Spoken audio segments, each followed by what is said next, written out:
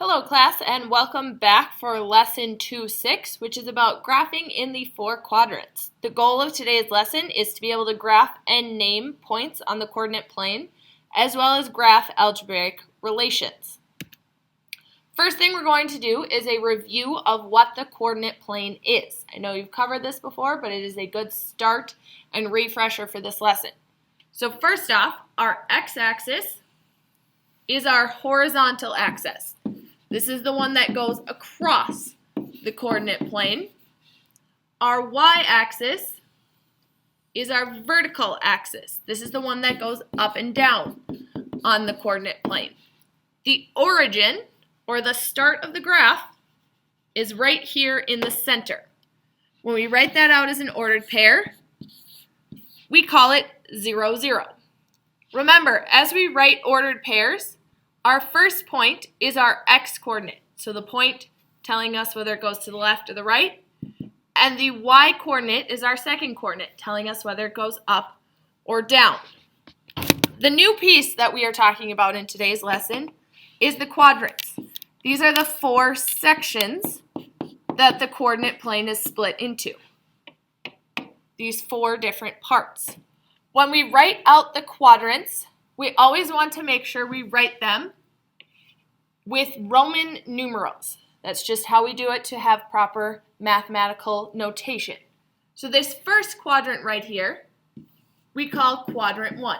You can abbreviate that to quad, and then 1 is the Roman numeral where the letter is I.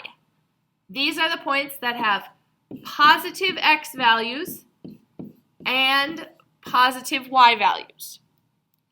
Our second quadrant is the upper left-hand part. We call this quadrant 2, which is written as a Roman numeral again.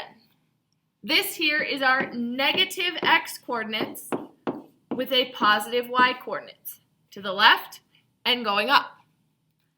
Down here on the bottom left, we have quadrant 3, which is written as 3 lines for the Roman numeral.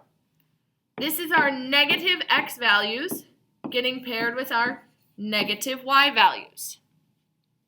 And this last quadrant here is quadrant 4.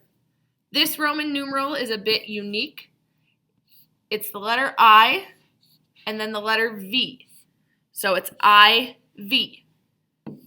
This is our positive x values paired with our negative y values.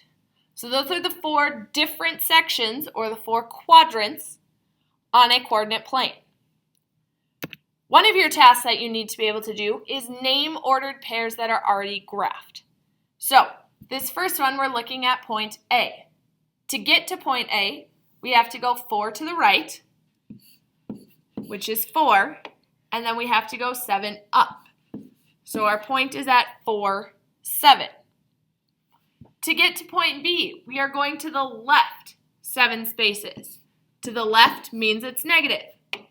And then we go up 1 space. So our point is at negative 7, 1. Go ahead and find the ordered pairs for point C and point D on your own. Point C is located 3 to the left and 6 down, giving us negative 3, negative 6. Point D is located at 8 to the right and 1 down, giving us 8, negative 1. Another thing that you need to be able to do is graph these points independently.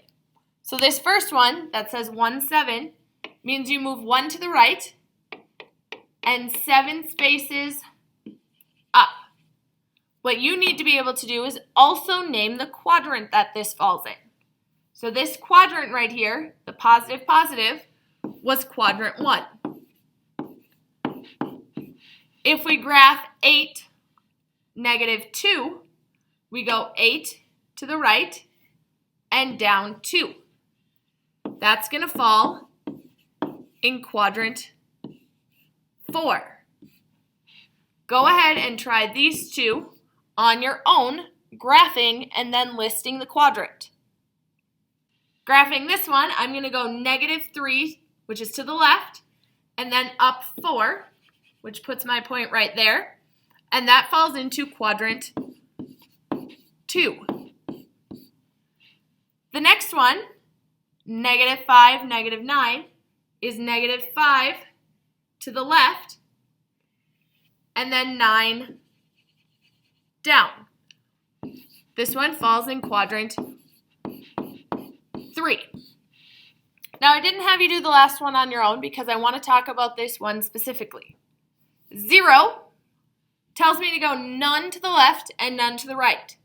And then the 8 tells me to go 8 up. Notice this point is on the line. It is not in one of our 4 boxes. If the point is on the line, you have to say which axis it is on. Since it is on the vertical line in the middle, you would label this point as y-axis. It does not fall into quadrant 1 or quadrant 2 because it is on the line, aka on the axis. So if it is on one of the axes, you need to label that as the location of the point. Final thing we are going to do is talk about graphing algebraic relations. So it says Anne and Peter are sharing cookies. Together, they have 20 cookies. Our goal is to graph the relationship with Anne as the x values and Peter as the y values. So the first thing we're going to need is a table in order to be able to graph this. Anne is the x values and Peter is the y values. Our job is to come up with some numbers now that we can use to graph. So for Anne, I'm going to say for the first round, she eats one of the cookies. If they have 20 cookies altogether, that means that Peter gets to eat 19 of them. For our next example, I'm going to say Anne eats 4. That means Peter eats 16. Please fill in on your own what would happen if Anne eats 10 cookies, 14 cookies, or 18 cookies. Fill in how many cookies Peter would eat. For 10, it's an even split. They both eat 10. If Anne eats 14, Pete can eat 6. And if if Anne eats 18, then there are 2 left over for Peter. These are just some of the numbers that we could plug in, but it's enough to give us an idea of what the graph is going to look like. Now, we need to be able to fit this onto our graph. All of these are positive values, so we're going to be using this right side. And all of these are positive values, so we're going to be using up.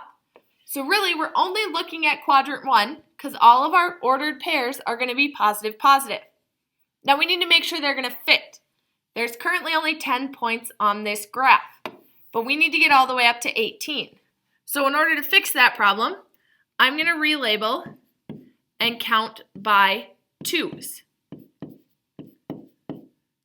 The same problem happens when you are looking at your y values. So once again, I'm going to go up, counting by 2s. Then the only thing we have left to do is put our ordered pairs on the graph. So 1 is going to be in between 0 and 2, so about halfway.